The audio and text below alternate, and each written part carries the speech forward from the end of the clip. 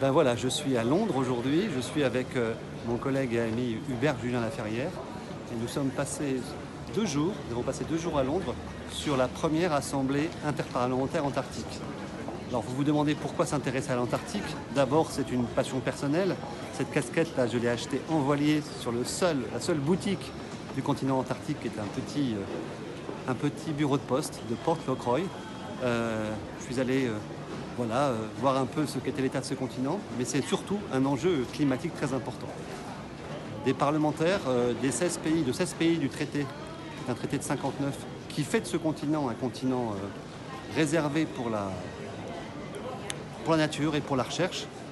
Ces 16 pays se sont mobilisés au niveau des parlementaires parce que nous pensons qu'aujourd'hui, le monde est ignorant de la grande menace qui pèse du fait des pôles sur le climat. Nous avons passé 2 jours à écouter des scientifiques et à discuter entre nous d'orientation. Le constat, il est clair. Si aujourd'hui, nous ne respectons pas les 1,5 degré, c'est l'intégralité de la banquise ouest puis est qui peut effectivement fondre. Si la banquise fond, c'est 16 mètres de niveau de mer, c'est une augmentation de 16 mètres du niveau de la mer. Si l'ensemble de l'Antarctique fond, c'est une augmentation de 60 mètres. Alors 60 mètres aujourd'hui, ce n'est pas une hypothèse. L'hypothèse principale, c'est 2 mètres.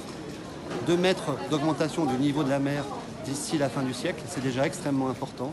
C'est par exemple passer de 90 à 300 millions de personnes qui seront aujourd'hui en 2050 qui seront concernées par les inondations, et c'est beaucoup d'autres catastrophes liées au réchauffement.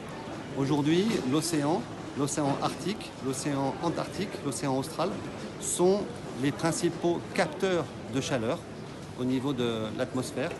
La force des océans, c'est 36 degrés en moins par rapport à ce que serait normalement la température de la Terre.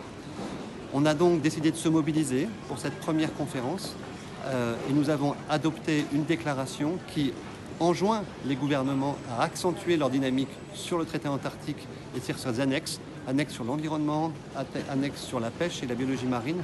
Et nous voulons encore aller plus loin et nous voulons aussi relancer une 5e année internationale polaire, parce qu'il nous semble important que l'opinion et les gouvernements se mobilisent plus. Voilà, mes salutations depuis Londres et puis à bientôt, parce que la prochaine étape, c'est dans 15 jours et c'est dans l'Arctique. Au revoir.